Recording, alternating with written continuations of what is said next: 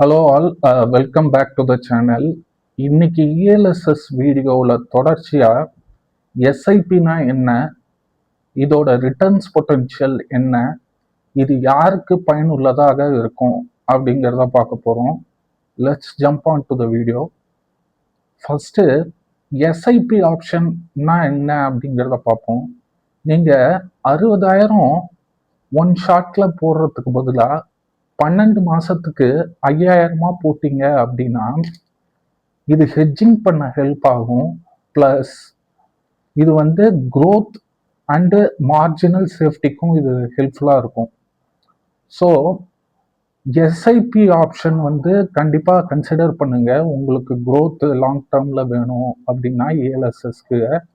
இரண்டாவதாக நீங்கள் return potential என்ன அப்படிங்கிறது ஒவ்வொரு இன்வெஸ்ட்மெண்ட் டிக்ளரேஷன் பண்ணுறதுக்கு முன்னாடியும் தெரிஞ்சுக்கணும். இதோட ரிட்டர்ன் பொட்டன்ஷியல் என்ன அப்படிங்கிறத பார்ப்போம்.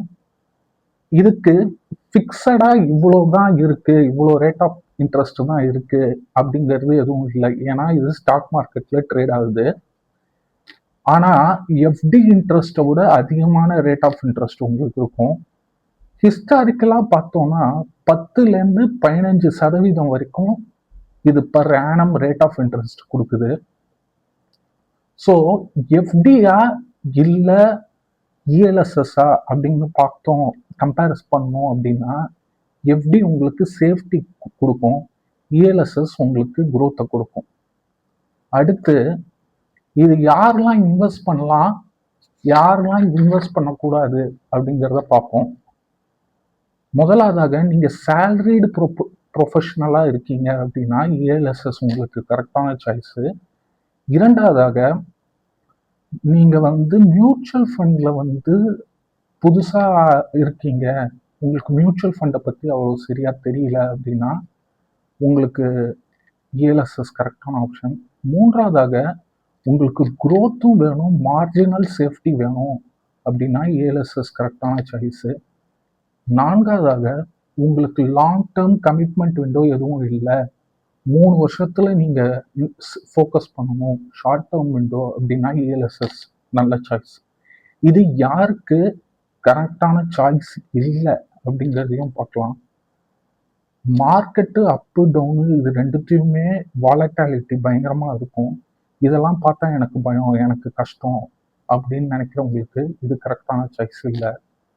இரண்டாவதாக எனக்கு 3 வருஷத்துக்குள்ள எப்போ வேணால் பணம் தேவைப்படும் அப்படின்னு நீங்கள் நினச்சிங்கன்னா இஎல்எஸ்எஸ் உங்களுக்கு கரெக்டான ஆப்ஷன் இல்லை. இன்னைக்கு வீடியோவில் இஎல்எஸ்எஸ்ல எஸ்ஐபினா என்ன, ரிட்டர்ன்ஸ் பொட்டன்ஷியல் எவ்வளோ, யாரெல்லாம் இன்வெஸ்ட் பண்ணலாம், யார் இன்வெஸ்ட் பண்ணக்கூடாது அப்படிங்கிறத பார்த்தோம். அடுத்த இஎல்எஸ்எஸ் வீடியோவில்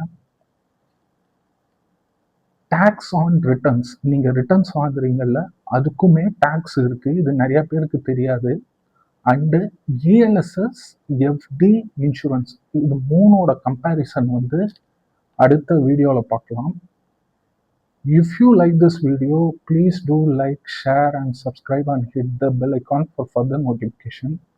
And thank you for watching.